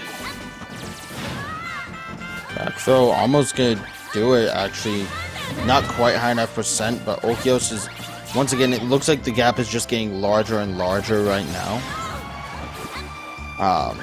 But it is just becoming incredibly difficult for Blue Blue to catch up at this point, it feels like.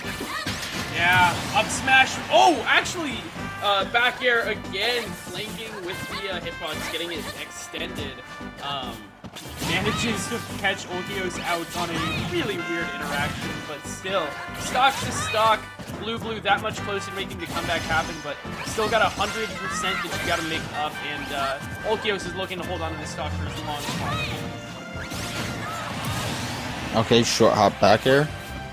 Yeah, you can't be expecting your opponent to be not doing anything about getting hit by PK fire. Ulquios is straight up doing a good job of getting out of that, avoiding the grab, and because of that, Blue Blue on their final stock got one more chance to make this comeback happen, but man, Ulquios just on fire right now.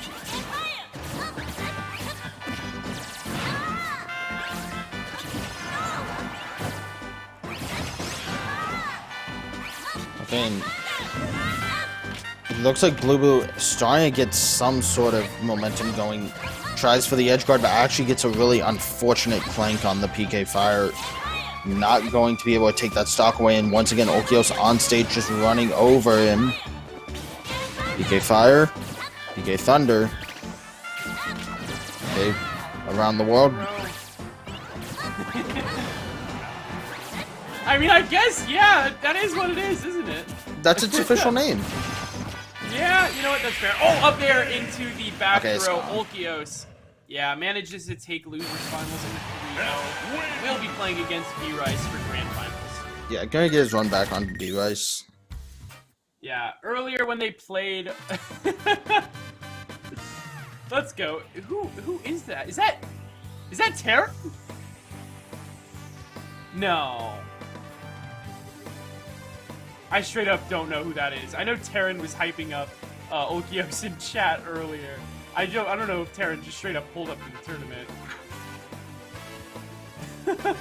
Either way, earlier when these two played Ulquios and B-Rice, Ulquios did manage to take a game off of B-Rice's Isabel. Yeah, it did seem like he was starting to like get his footing under him. Especially like when he was able to slow down the game and play at his own pace. But when B-Rice was able to get counterpicks to stages like small battlefield and really small, tight, compact stages, that's when it felt like B-Rice was really running away with it. Yeah, I think Ulquios, if he's able to, you know, take the game, slow it down, play on these bigger stages, places like probably Northern Cave would be a really solid option. This should be fine. PS2 even would still be fine for Ulquios. That was where the victory happened earlier.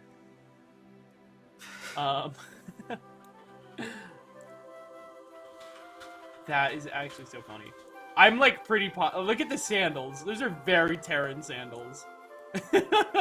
Plus the glasses look the same.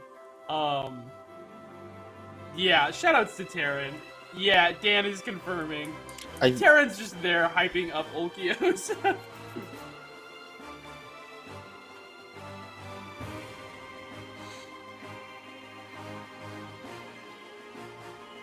Where is B-Rice is the question of the, yeah, that is a better question to ask where B-Rice is. Yes, I would like to get Grand Finals started. Oh, B-Rice is in the background, just talking to Terran, saying hi. Shoutouts to Taryn, by the way. Taryn, if you hear this, I love you. Did Taryn just say get out of here to Blue Blue? What the? Toxic. Taryn. I love Taryn. What a cool guy. Either way, B-Rice sitting down. We're gonna be getting grand finals started.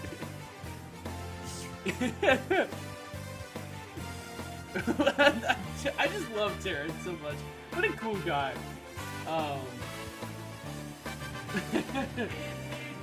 So good.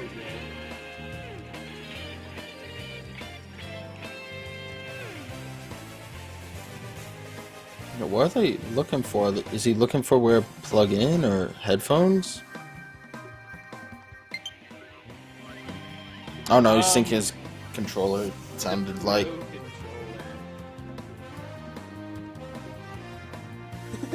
Jogs around the venue real quick. I feel like he could have done that from the other side. He's playing with us now, right? He's gotta be. He's just jogging around. He's putting Okios on ice, you know? He said, you just played a set I didn't. We need to calm you down. Oh, God. A lot of goofs in the venue tonight. I love these goofballs. Oh, boy. Either way, Okios in loser's side of bracket going up against B-Rice for Grand Finals Game 1 on PS2. Question of the hour, is Okios able to slow down the game enough to go head-to-head against B-Rice's team? Oh, not the Wafel! Don't let it happen to you again. No, it can't be happening again. In. He started out Somebody at 36%. stop him. We're already at 40% added. Ah, it's the worst! Get Okios. Okay, cut it off a little bit too early. Okios still on even stocks at least, but that was even 70%. Mental, maybe not. That was 70%. Oh my god. You know what? Actually, I will say, as far as mental state goes, if you're gonna get Wapelled, might as well be on your first stock. Then you got the rest of the game to come back.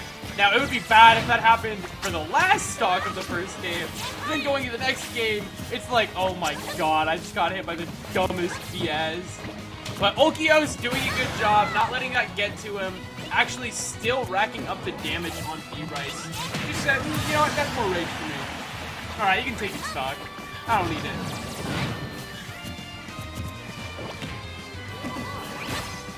Oh, it seems like Okios was looking to get the down air. I think going for like an early down air above the ledge could actually work against Isabelle if you're able to hit the moves. It's worth trying.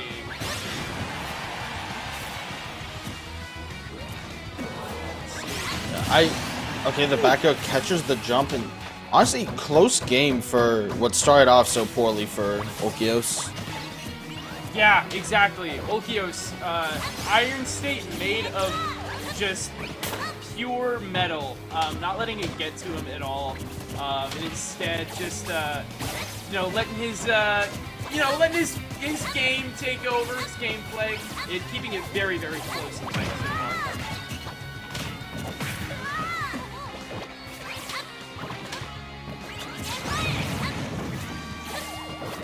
Yeah, Void Rocket, B-Rice fires it off, getting punished by that, this side B there from Okios. And B-Rice trying to catch the landing with a dash attack. Okios able to land, get the shield up just in time, and then reset here, throwing out a couple of PK fires, but B-Rice just poking at him with these pellets, trying to get him off the platform, finally gets him with an anti-air up tilt into an up air as well. 98% now onto Okios. Can B-Rice close this out? It looks like they've just reset to neutral once again. Real quick, I just want to point out how well B-Rice controls center stage. Usually has Void Rocket available, and other than that, will just straight up empty hop and threaten you with forward airs and stuff. Like right now, just like that. Just like that. Yeah, just you were saying. Space so well.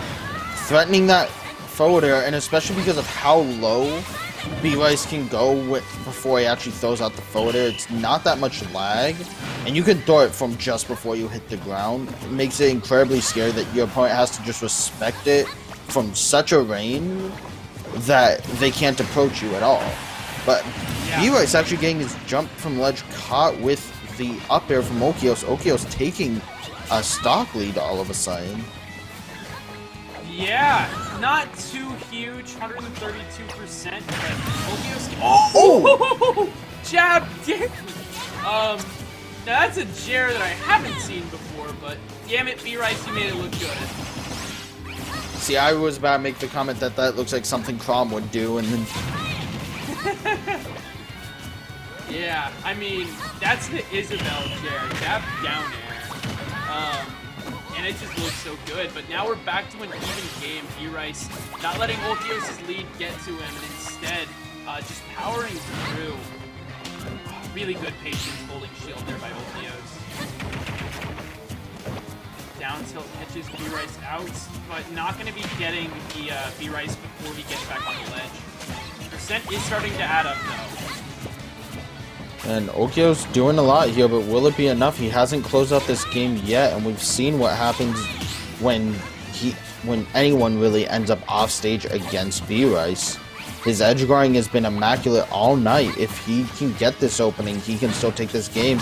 But a forward throw from Okios is just going to make it more and more difficult, saying it quite a high percent around the world. Yeah, manages to catch B-Rice out on that neutral on the get-up attack, actually. Yeah, and Okios takes a pretty convincing game number 1 over B-Rice. You know, that's exactly what I was saying on on PS2. Just slow the game down to your pace, and you'll be just fine.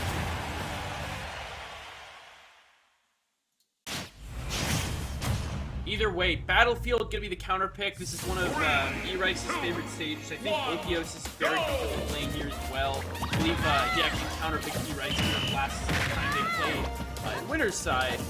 But we'll have to see if B-Rice is able to, you know, make the comeback happen. Okios is playing really, really well so far, though.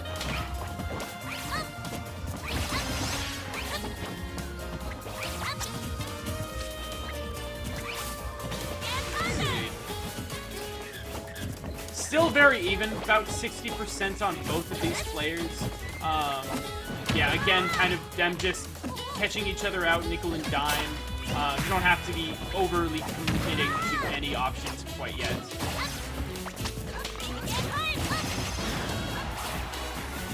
Rice off stage at 83%. Loses legend vulnerability, but Okios not going to be pressuring too much. Ooh, cute little recovery.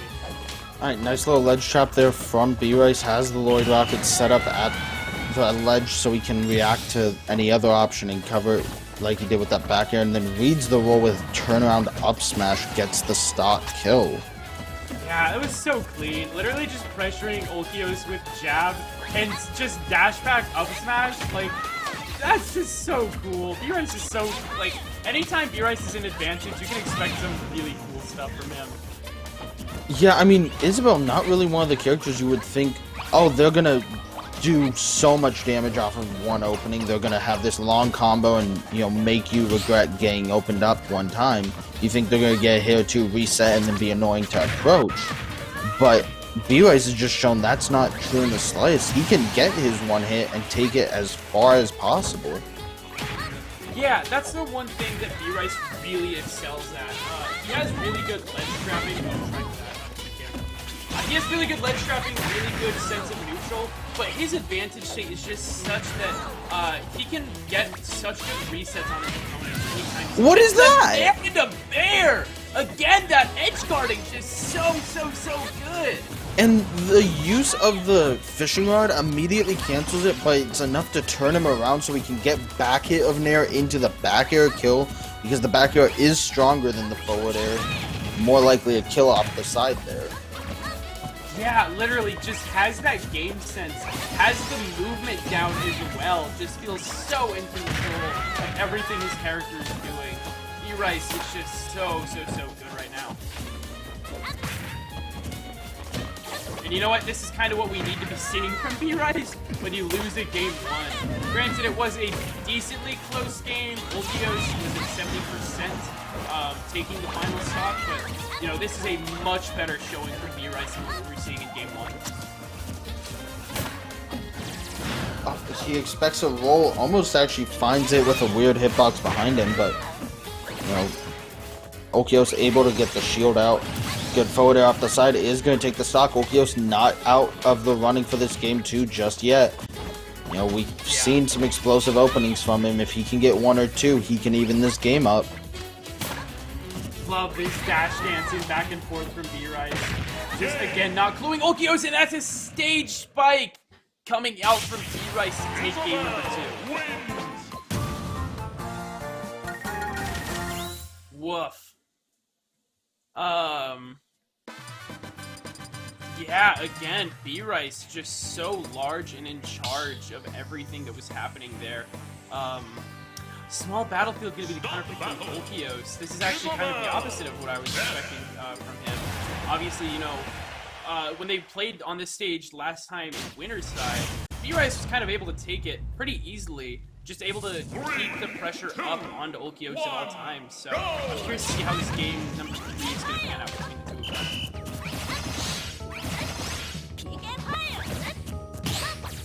Yeah, Okios is getting a little predictable with the fair PK fires, like what you were saying earlier. I feel like that's just Ness's bread and butter right there. Like, the PK fire is never true, but sometimes it just works, so every Ness goes for it. And against most characters, there's not much of a risk to doing it. Yeah. But unfortunately against Isabel, Pocket is available. That's kind of been the theme of tonight. Like, generally, what our players are doing isn't bad normally, but they're in these matchups where, like, they're just picking these options that, because of the matchup, tend to actually hurt them more than anything else. Yeah, like, it's just kind of autopilot. Like, it's muscle memory to throw that PK fire most of the time. Yeah. That's gonna actually hurt, but great avoidance on it, I guess. Gets clipped by the charging hit, but I feel like Okios had to know exactly which one of the hits was going to be the one that pokes through the shield, or else he's not going to be able to actually get the hit. I'm pretty sure B-Rice just straight up, like, short hop. Like, that's literally all it was. Because of that, was able to get out of it. But here's a ledge trapping opportunity. Okios looking to keep B-Rice off stage. After a little short hop over, makes it back into center stage. Okay. Oh no! Jab's not gonna find his mark. Jab up smash again. Will though. B-Rice takes the first stock. 130%, not too shabby in this position for Okios to be in, but you definitely need to find this stock soon.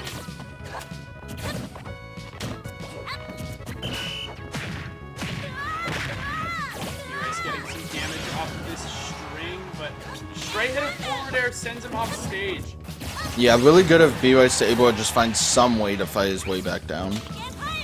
Yeah. Now, which way does the PK Thunder go? Guess I'll never know. Whatever direction is Straight forward? Yeah. That makes sense. Straightforward, yeah. Down air, Okios still alive, still had double jump, but 50% lead still. B-Rice is still in charge of this game, but Okios looking to change that. Yeah, I like to see Nesses getting creative when they get PK fired.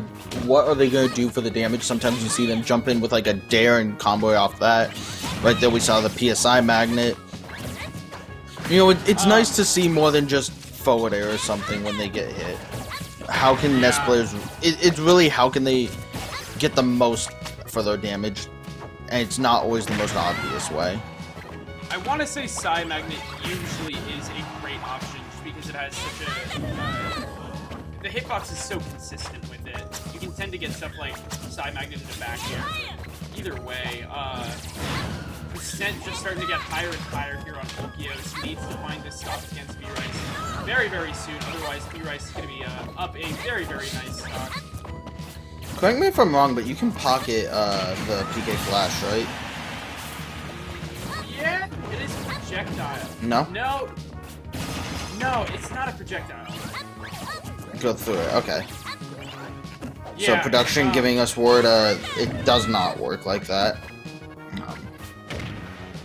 Yeah, because it can't be reflected by anything. It can be countered, but it can't be reflected. Therefore, I mean, that's not the definition of whether or not something's a projectile, but yeah, logic checks out. Either way, 136% on B-Rice just gets higher and higher. I think Ulquios is starting to look for like drag down up air into back throw. Or just a raw back throw off a shield grab. Yeah, that works too. You know, sometimes you're doing too much, just let them do something, they'll mess it up eventually. Yeah, just B-Rice kind of approaching with an unsafe up tilts, but oh no, that's it! Gets the up special gimp. Oh no. Oh, B-Rice has got that look in his eyes, he's like, yeah, I got you. So funny. Alright, running it right back to Battlefield. Yeah, you know, it's like, it's a good stage in this matchup, I suppose, but I gotta wonder what the logic is, because again, I don't think Ulquios has gotten a win on small battlefield yet. You know what? Maybe this is the one. Down 2-1, and B-Rice patiently fishing and manages to catch an Ulquios. Gets a nice little string off of it.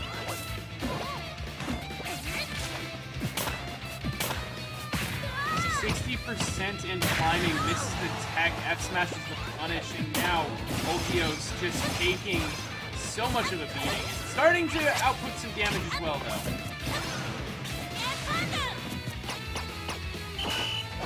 Okay, I was a little worried there. Ulquios doing a good job not getting caught up by the Wabell, but every time I see Isabel's Javelin on the platform... B-Rice? What happened? Alright. Unlucky. A little taunt. Yeah, just saying, like, no, it happens. Magic. Nair out of shield. B-Rice, one game away from taking first place for tonight. Manages to find the stock. Relatively even game. A little bit of a differential in favor of Ulquios, but nothing B-Rice can't make up.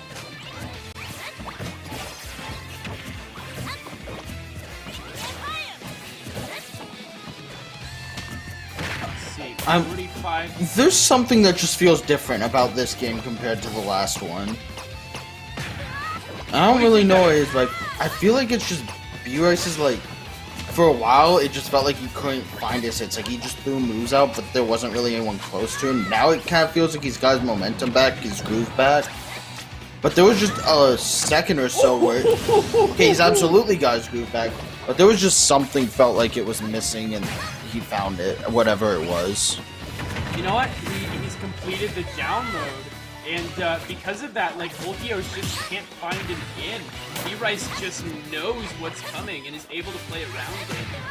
Just doing such a good job controlling the pace of the set so far, and now 75%, one stock away from taking the final stock of the tournament. Ulquios tossed off stage, Fishing Rod finds its mark, F-throw, kill screen. Wow. That is grand finals, ladies and gentlemen.